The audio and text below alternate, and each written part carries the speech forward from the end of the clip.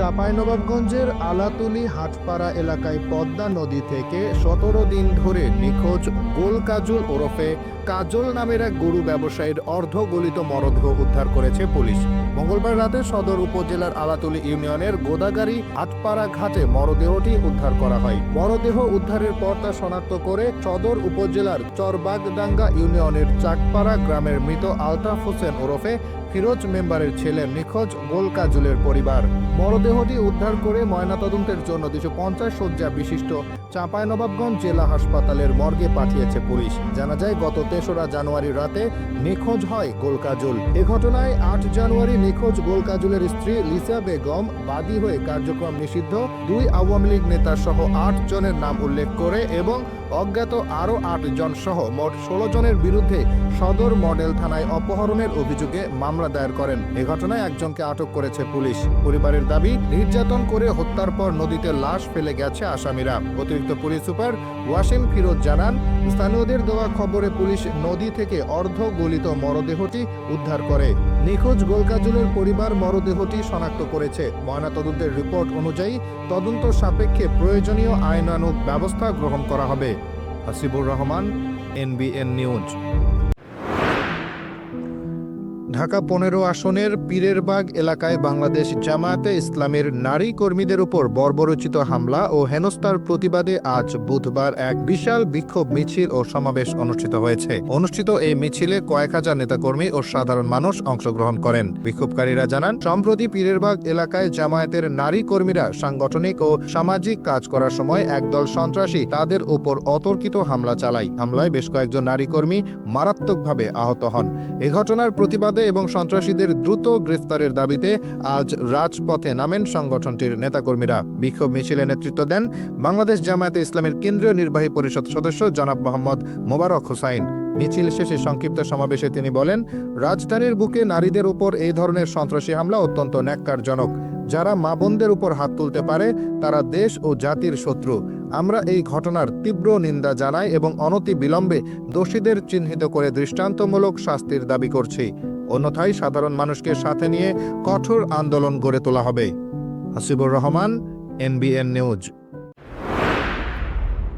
কক্সবাজারের টেকনাফে যৌথ অভিযান চালিয়ে ৫০ লক্ষ টাকা মূল্যের ১০,০০০ পিস ইয়াবা ট্যাবলেট জব্দ করেছে বাংলাদেশ কোস্টগার্ড ও নৌবাহিনী। বুধবার ২১ জানুয়ারি সকালে কোস্টগার্ড সদর দপ্তরের মিডিয়া কর্মকর্তা লেফটেন্যান্ট কমান্ডার সিয়ামুল হক এ তথ্য নিশ্চিত করেন। কোস্টগার্ড জানায়, গোপন সংবাদের ভিত্তিতে মঙ্গলবার রাতে কোস্টগার্ড স্টেশন টেকনাফ ও নৌবাহিনী টেকনাফ থানাধীন জালিয়াপাড়া সংলগ্ন এলাকায় একটি যৌথ বিশেষ অভিযান পরিচালনা করে। অভিযান চলাকালীন ওই এলাকায় তল্লাশি চালিয়ে পরিত্যক্ত অবস্থায় ১০,০০০ পিস ইয়াবা জব্দ করা হয়। তবে যৌথ বাহিনীর উপস্থিতি টের পেয়ে মাদক পাচারকারীরা দ্রুত পালিয়ে যাওয়ায় কাউকে আটক করা সম্ভব হয়নি। লেফটেন্যান্ট কমান্ডার সিয়ামুল হক জানান, জব্দকৃত ইয়াবাগুলো পরবর্তী আইনানুগ ব্যবস্থা গ্রহণের জন্য টেকনাফ মডেল থানায় হস্তান্তর করা হয়েছে। মাদক পাচার ও চোরাচালান রোধে কোস্টগার্ডের এই ধরনের কঠোর অভিযান ভবিষ্যতেও অব্যাহত থাকবে। Hasibur Rahman, NBN news. নেত্রকোনায় সিলিন্ডারের গ্যাসের সরবরাহ কম থাকায় চরম সংকটের শিকার হচ্ছেন গ্রাহকরা। অতিরিক্ত দামে সিলিন্ডারের গ্যাস ক্রয় করে আর্থিকভাবে ক্ষতিগ্রস্ত হচ্ছেন তারা। পাশাপাশি হোটেল রেস্টুরেন্টের মালিকরা অতিরিক্ত দামে গ্যাস দিয়ে রান্না করে লোকসান গুনতে হচ্ছে বলে জানান তারা। হয়রানি, তারপরে ব্যবসা অনেক ক্ষতি হইতেছে গ্যাস না পাওয়াতে। চাকুরিজীবী ও অন্যান্য পেশার লোকজন জানিয়েছেন, সিলিন্ডারের গ্যাস দিয়ে রান্নার উপর নির্ভর করায় চরম ভোগান্তিতে পড়েছেন তারা। বিকল্প লাকড়ি দিয়ে রান্না করতে সময়ের অপচয়ে সময় মতো অফিসে আদালতে যেতে পারছেন না। সকালে রান্না করতে অনেক সময় লাগার কারণে শিক্ষার্থীরা সময় মতো স্কুল কলেজে যেতে পারছে না। খোঁজ নিয়ে জানা গেছে, ডিলাররা সরকারি রেটের চেয়েও চড়া মূল্যে গ্যাস খুচরা ব্যবসায়ীদের নিকট রসিদ ছাড়াই বিক্রি করছেন। খুচরা ব্যবসায়ীরা বলছেন, অতিরিক্ত দামে ক্রয় করে অতিরিক্ত দামে বিক্রি করতে হচ্ছে তাদের। এতে শুধু গ্যাস নয়, গ্যাসের চুলা সহ অন্যান্য উপকরণও বিক্রি করতে পারছেন না। গ্যাসের চুলা নির্মাণ শ্রমিকের দাবি, গ্যাসের সরবরাহ ও বিক্রি কমে যাওয়ায় তারা কোনো কাজ না পেয়ে পরিবারের খরচ চালাতে হিমশিম খাচ্ছেন। এমত অবস্থায় গ্যাস সরবরাহের ও অতিরিক্ত মূল্যে বিক্রি করার বিষয়টি সরেজমিনে তদন্ত করে কার্যকর ব্যবস্থা গ্রহণের দাবি এলাকাবাসীর। মারিয়া জামিলা খান মোহনা, NBN নিউজ। নাটোরের 4টি নির্বাচনী আসনে জামাতে ইসলামীর মনোনীত প্রার্থী প্রফেসর সাইদুর রহমান সহ 6 জন প্রার্থী তাদের মনোনয়নপত্র প্রত্যাহার করেছে। আজ মঙ্গলবার মনোনয়নপত্র প্রত্যাহারের শেষ দিনে জেলা প্রশাসক ও জেলা রিটার্নিং কর্মকর্তা আসমা শাহিনের কাছে ব্যক্তিগত কারণ দেখিয়ে তাদের মনোনয়নপত্র প্রত্যাহারের আবেদন করেন। নাটোরের জেলা প্রশাসক ও জেলা রিটার্নিং কর্মকর্তা আসমা শাহিন জানান, ত্রয়োদশ জাতীয় সংসদ নির্বাচনে নাটোরের 4টি নির্বাচনী আসনে মোট 31 জন নির্বাচনে প্রতিদ্বন্দ্বিতা করতে বৈধ প্রার্থী হিসেবে ছিল। আজ প্রার্থিতা প্রত্যাহারের শেষ দিন ছিল। 31 জন প্রার্থীর মধ্যে 6 জন প্রার্থী তাদের প্রার্থিতা প্রত্যাহারের আবেদন করেন। এখন 4টি আসনে নির্বাচনে প্রতিদ্বন্দ্বিতা করা 25 জন প্রার্থী থাকল। মারিয়া জামিলা খান মোহনা, NBN নিউজ। আগামী 12 ফেব্রুয়ারির গণভোটে গোলাপি ব্যালটে হ্যাঁ না ও জাতীয় সংসদ নির্বাচনে সাদা ব্যালটে আপনারা অবশ্যই ভোট দিয়ে আসবেন। সংসদ নির্বাচনে যে প্রার্থীকে পছন্দ এবং হ্যাঁ নার বিষয়ে আপনাদের চিন্তা ভাবনার প্রেক্ষিতে এই দুইটি ভোটই দিবেন। বাগেরহাটের রামপাল উপজেলার রাজনগর ইউনিয়ন পরিষদ চত্বরে রামপাল কয়লা ভিত্তিক তাপ বিদ্যুৎ কেন্দ্রের আয়োজনে স্থানীয় 2000 শীতার্ত অসহায় ও দুস্থদের মাঝে কম্বল বিতরণ অনুষ্ঠানে প্রধান অতিথির বক্তৃতায় বাগেরহাট জেলা প্রশাসক গোলাম মোহাম্মদ বাতেন এসব কথা বলেন। তিনি আরো বলেন, পরিবেশ ও সমাজের দায়বদ্ধতার জায়গা থেকে রামপাল তাপবিদ্যুৎ কেন্দ্র কর্তৃপক্ষ আপনাদের যে সহায়তা প্রদান করছে এই উপহারকে আপনারা দান মনে করবেন না। রামপাল তাপবিদ্যুৎ কেন্দ্রটি স্থানীয় জনস্বার্থে নানাবিধ সেবা দিয়ে আসছে, এগুলোকে আপনারা সানন্দে গ্রহণ করবেন। এই অনুষ্ঠানে আরও উপস্থিত ছিলেন Bangladesh India friendship power company লিমিটেডের রামপাল কয়লা ভিত্তিক তাপবিদ্যুৎ কেন্দ্রের প্রকল্প পরিচালক রামানাথ পূজারী, রামপাল উপজেলা নির্বাহী কর্মকর্তা তামান্না ফেরদাউসি, BIFPCL এর chief finance officer Emmanuel Ponraj, মহাব্যবস্থাপক GM তরিকুল ইসলাম ও BIFPSL এর সংশ্লিষ্ট কর্মকর্তা কর্মচারী, জনপ্রতিনিধি, গণমাধ্যম কর্মী ও স্থানীয় গণ্যমান্য ব্যক্তিরা। Hasibur Rahman, NBN news. যুক্তরাষ্ট্রের বুকে এক টুকরো বাংলাদেশ আর তার রাজনৈতিক কণ্ঠস্বর হয়ে ওঠা নিউ আমেরিকান ডেমোক্রেটিক ক্লাব পূর্ণ করল দীর্ঘ 3 দশকের পথ চলা। গতকাল সন্ধ্যায় কুইন্সের উডসাইডে গুলশান টেরেসে আয়োজিত এক মিট অ্যান্ড গ্রিট ও বার্ষিক নৈশভোজ পরিণত হয়েছিল বাংলাদেশি আমেরিকানদের এক মিলন মেলায়। নিউ আমেরিকান ইউথ ফোরাম এবং নিউ আমেরিকান উইমেন্স ফোরামের সহযোগিতায় আয়োজিত এই অনুষ্ঠানটি কেবল একটি উদযাপন ছিল না, বরং তা ছিল মার্কিন মূলধারার প্রবাসীদের ক্রমবর্ধমান শক্তির এক স্পষ্ট বার্তা। অনুষ্ঠানের আভিজাত্য ফুটে উঠেছিল উপস্থিত অতিথিদের তালিকায়। স্টেট সিনেটর লি রয় কমরি ও John Liu, assembly member Jessica Gonzalez Rojas, Steven Raga এবং city council member Shekhar Krishnan, Linda Lee ও সান্ড্রা উং এর মতো নীতি নির্ধারকদের সরব উপস্থিতি অনুষ্ঠানটিকে ভিন্ন উচ্চতায় নিয়ে যায়। শুভেচ্ছা বক্তব্যে তারা সকলেই নিউ ইয়র্কের সামাজিক ও অর্থনৈতিক উন্নয়নে বাংলাদেশি কমিউনিটির অবদানের ভূয়সী প্রশংসা করেন। বিশেষ করে সংগঠনের প্রতিষ্ঠাতা মোর্শেদ আলমের 3 দশকের নিরলস প্রচেষ্টাকে তারা কৃতজ্ঞতার সাথে স্মরণ করেন। এই আয়োজনের সবচেয়ে আশাব্যঞ্জক দিক ছিল তরুণ নেতৃত্বের অংশগ্রহণ। অনুষ্ঠানটি যৌথভাবে সঞ্চালনা করেন নিউ আমেরিকান ইউথ ফোরামের সভাপতি নুসরাত আলম এবং ক্লাবের নবনির্বাচিত সভাপতি আহনাফ আলম। প্রবীণদের অভিজ্ঞতা আর নবীনদের উদ্যম, এই দুইয়ের সমন্বয়ে ডেমোক্রেটিক ক্লাবের ভবিষ্যৎ যে আরও উজ্জ্বল তা স্পষ্ট হয়েছে আয়োজকদের বক্তব্যে।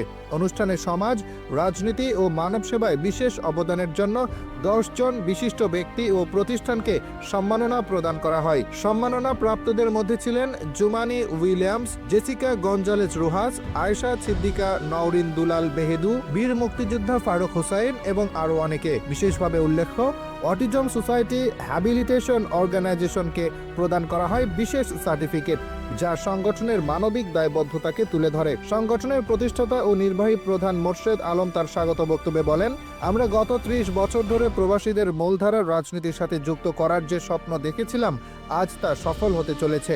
অনুষ্ঠানে উপস্থিত অন্যান্য কমিউনিটি লিডাররাও একমত হন যে রাজনৈতিকভাবে সংগঠিত হওয়ার মাধ্যমে কেবল প্রবাসীরা তাদের অধিকার ও অবস্থান নিশ্চিত করতে পারবে। সবশেষে এক জমকালো নৈশভোজের মাধ্যমে অনুষ্ঠানের সমাপ্তি ঘটে। এই আয়োজনটি আবারও প্রমাণ করল যে সুদূর প্রবাসে থাকলেও বাংলাদেশি আমেরিকানরা এখন আর কেবল দর্শক নয়, বরং তারা আমেরিকান রাজনীতির অন্যতম কারিগর হিসেবে নিজেদের প্রতিষ্ঠিত করেছে। Hasibur Rahman, NBN news.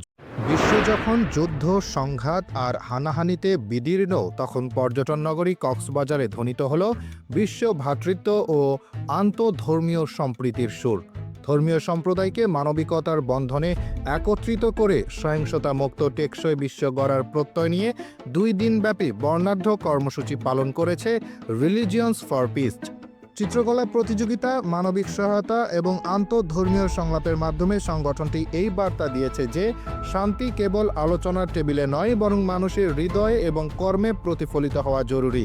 শান্তির বার্তা পৌঁছে দিতে প্রথম দিনেই কক্সবাজার হলি চাইল্ড স্কুলে আয়োজন করা হয় এক ব্যতিক্রমী চিত্রকলা প্রতিযোগিতার। 100 জনেরও বেশি কোমলমতি শিশু তাদের ক্যানভাসে ফুটিয়ে তোলে স্বপ্নের শান্তিময় পৃথিবী। শিশুদের সেই শৈল্পিক ভাবনায় ফুটে ওঠে বিভেদহীন এক আগামীর ছবি।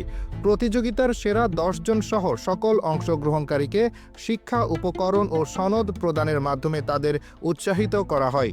কর্মসূচির দ্বিতীয় দিন আজ ছিল মানবিকতার স্পর্শ। শহরের RDF কার্যালয় এবং চৌফলদণ্ডী রাখাইন বৌদ্ধ মন্দিরে আয়োজিত অনুষ্ঠানে শতাধিক সুবিধা বঞ্চিত শিশুর হাতে তুলে দেওয়া হয় স্কুল ব্যাগ, খেলনা, শিক্ষা উপকরণ ও শিশু খাদ্য। তীব্র শীতের এই মৌসুমে হতদরিদ্র ও শীতার্ত মানুষের মাঝে কম্বল বিতরণের মাধ্যমে সংগঠনটি বুঝিয়ে দিয়েছে শান্তির প্রথম শর্তই হলো একে অপরের দুঃসময়ে পাশে দাঁড়ানো। এই অনুষ্ঠানের মূল আকর্ষণ ছিল কক্সবাজারের এক অভিজাত হোটেলে আয়োজিত আন্তঃধর্মীয় সম্প্রীতি সংলাপ। RFP বাংলাদেশ চ্যাপ্টারের সাধারণ সম্পাদক ডক্টর মাসুম আহমেদের সভাপতিত্বে এবং কক্সবাজার চ্যাপ্টারের সাধারণ সম্পাদক অধ্যাপক উজ্জ্বল দেবের সঞ্চালনায় এই অনুষ্ঠান এক মিলন মেলায় পরিণত হয়। অনুষ্ঠানে প্রধান অতিথি হিসেবে উপস্থিত ছিলেন RFP ইন্টারন্যাশনালের deputy general secretary Deepika Singh এবং বিশেষ অতিথি হিসেবে যোগ দেন secretary general reverend doctor Yoshinari Shinohara. অতিথিবৃন্দ তাদের বক্তব্যে বলেন, আমরা চাই শান্তিময় বিশ্ব ও শান্তিময় বাংলাদেশ। সংঘাতপূর্ণ পরিস্থিতিতে ধর্মীয় সম্প্রদায়গুলোকে এক সুতোয় গেঁথে শান্তির বার্তা প্রচার ও টেকসই সমাধান খোঁজাই আমাদের মূল লক্ষ্য। এ সময় বক্তারা আরও উল্লেখ করেন, RFP বিশ্বব্যাপী লিঙ্গ সমতা, পরিবেশ সুরক্ষা এবং জাতিসংঘের টেকসই উন্নয়ন লক্ষ্যমাত্রা অর্জনে কাজ করার পাশাপাশি প্রাকৃতিক দুর্যোগেও মানুষের পাশে দাঁড়াচ্ছে। সংলাপে কক্সবাজারের বিশিষ্টজন ও বিভিন্ন ধর্মীয় নেতৃবৃন্দ একাত্মতা প্রকাশ করেন। এতে বক্তব্য রাখেন RFP কক্সবাজার চ্যাপ্টারের সভাপতি অধ্যাপক অধ্যাপক জসিম উদ্দিন, সাংবাদিক ফারুক তাহের, বীর মুক্তিযোদ্ধা ফজলুল কাদের চৌধুরী, অধ্যাপক আক্তার আলম এবং জেলা প্রেস ক্লাবের সাধারণ সম্পাদক HM ফরিদুল আলম শাহিন সহ আরো অনেকে। কক্সবাজারের সমুদ্র সৈকতের ঢেউয়ের মতোই যেন আছড়ে পড়েছে এই শান্তির বার্তা, যেখানে ধর্ম, বর্ণ বা জাতিগত ভেদাভেদ ভুলে সবাই এক কাতারে সামিল। RFPর এই উদ্যোগ কেবল কক্সবাজারে নয়, সারা বাংলাদেশে সম্প্রীতির এক অনুকরণীয় দৃষ্টান্ত হয়ে থাকবে। Hasibur Rahman, NBN news. চুয়াডাঙ্গার দামুড়হুদা উপজেলার কোষাঘাটা গ্রামে মৎস্য খাতের আয়োজনে বাজার সংযোগ কর্মশালা অনুষ্ঠিত হয়েছে। বুধবার 21 জানুয়ারি বেলা 12টায় কোষাঘাটা গ্রামের গো গ্রিন সেন্টার মিলনায়তনে এই কর্মশালা অনুষ্ঠিত হয়। চুয়াডাঙ্গা ওয়েভ ফাউন্ডেশনের সহযোগিতায় ও পল্লী কর্মসহায়ক ফাউন্ডেশনের অর্থায়নে অনুষ্ঠিত এই কর্মশালায় প্রধান অতিথি হিসেবে উপস্থিত থেকে মৎস্য চাষের বিভিন্ন বিষয় নিয়ে আলোচনা করেন জেলা মৎস্য কর্মকর্তা ফরহাদুর রেজা। তিনি বলেন, মাছ আহরণের পর বাজারজাত করার সময় অসতর্কতার কারণে বছরে 18 থেকে 20,000 টাকা ক্ষতি হচ্ছে। এ কারণে মাছ চাষিদের মৎস্য আহরণের ক্ষেত্রে সতর্ক হওয়া খুবই জরুরি। তাছাড়া মৎস্য আহরণ ত্রুটিপূর্ণ হলে 15 থেকে 20 ভাগ মাছের গুণগত মান নষ্ট হয়। এ কারণে মৎস্য চাষিরা তাদের উৎপাদিত মাছ বিক্রি করতে গিয়ে লোকসানের সম্মুখীন হচ্ছে। কর্মশালায় মৎস্য চাষ ও চাষ পদ্ধতি সম্পর্কে আলোচনা করেন ওয়েভ ফাউন্ডেশনের বাস্তুতন্ত্র প্রকল্পের সমন্বয়কারী শাখাওয়াত হোসেন, কৃষি কর্মকর্তা ফাইসাল মাহমুদ, প্রাণী সম্পদ কর্মকর্তা ডক্টর আবু সুফিয়ান খান ও ফাউন্ডেশনের জ্যেষ্ঠ সমন্বয়কারী কামরুজ্জামান যুদ্ধ। কর্মশালার শুরুতেই শুভেচ্ছা বক্তব্য রাখেন স্মার্ট প্রকল্পের সমন্বয়কারী সরওয়ার হোসাইন। মৎস্য চাষের বর্তমান কার্যক্রম উপস্থাপন করেন মৎস্য কর্মকর্তা সাইদুর রহমান। কর্মশালায় প্রায় অর্ধশতাধিক মাছ চাষী উপস্থিত ছিলেন। Hasibur Rahman, NBN news. উৎসবমুখর ও আনন্দঘন পরিবেশে ময়মনসিংহের 11টি সংসদীয় আসনের প্রার্থীদের মাঝে প্রতীক বরাদ্দ দেওয়া হয়েছে। এর মধ্য দিয়ে জেলায় নির্বাচনী প্রচারণার আনুষ্ঠানিক ডামাডোল শুরু হলো। আজ সকালে জেলা রিটার্নিং কর্মকর্তা ও জেলা প্রশাসকের কার্যালয়ের মিলনায়তনে প্রার্থীদের উপস্থিতিতে এই প্রতীক বরাদ্দ কার্যক্রম শুরু হয়। ময়মনসিংহ জেলার 11টি সংসদীয় আসনে এবার চূড়ান্তভাবে 66 জন প্রার্থী নির্বাচনে প্রতিদ্বন্দ্বিতা করছেন। সকাল থেকে জেলা প্রশাসকের কার্যালয় প্রাঙ্গণে বিভিন্ন রাজনৈতিক দলের প্রার্থী, কর্মী ও সমর্থকদের উপচে পড়া ভিড় লক্ষ্য করা যায়। রিটার্নিং কর্মকর্তা একে একে প্রার্থীদের হাতে তাদের দলীয় ও স্বতন্ত্র প্রতীক তুলে দেন। প্রতীক পাওয়ার পর প্রার্থীরা তাদের সমর্থকদের নিয়ে উল্লাসে মেতে ওঠেন এবং জয়ের ব্যাপারে দৃঢ় প্রত্যয় ব্যক্ত করেন। প্রতীক গ্রহণ শেষে ময়মনসিংহ 1 আসনের বিএনপি মনোনীত প্রার্থী সৈয়দ ইমরান সালেহ প্রিন্স বলেন, আমরা জনগণের ভোটাধিকার রক্ষার আন্দোলনে আছি। প্রতীক পাওয়ার মাধ্যমে আমাদের সংগ্রাম আরও বেগবান হলো। সুষ্ঠু পরিবেশ পেলে ধানের শীষের বিজয় সুনিশ্চিত। ময়মনসিংহ 4 আসনের জামায়াতে মনোনীত প্রার্থী কামরুল আহসান এমরুল বলেন, মানুষ পরিবর্তনের পক্ষে, আমরা জনগণের দ্বারে দ্বারে যাব এবং ইনশাআল্লাহ বিপুল ভোটে জয়ী হব। অন্যদিকে ময়মনসিংহ 1 আসনের খেলাফত মজলিস মনোনীত প্রার্থী তাজুল ইসলাম বলেন, সৎ ও যোগ্য নেতৃত্ব নির্বাচনের সুযোগ এসেছে। আমরা শান্তিপূর্ণভাবে জনগণের রায় প্রত্যাশা করছি। প্রতীক বরাদ্দের পর থেকে জেলা জুড়ে শুরু হয়েছে মাইকিং ও পোস্টারিং। নির্বাচন কমিশন সূত্র জানিয়েছে, আচরণবিধি মেনে প্রার্থীরা এখন থেকে তাদের প্রচারণা চালাতে পারবেন। 66 প্রার্থীর এই নির্বাচনী লড়াইকে ঘিরে এখন পুরো ময়মনসিংহে বইছে ভোটের হাওয়া। Hasibur Rahman, NBN news.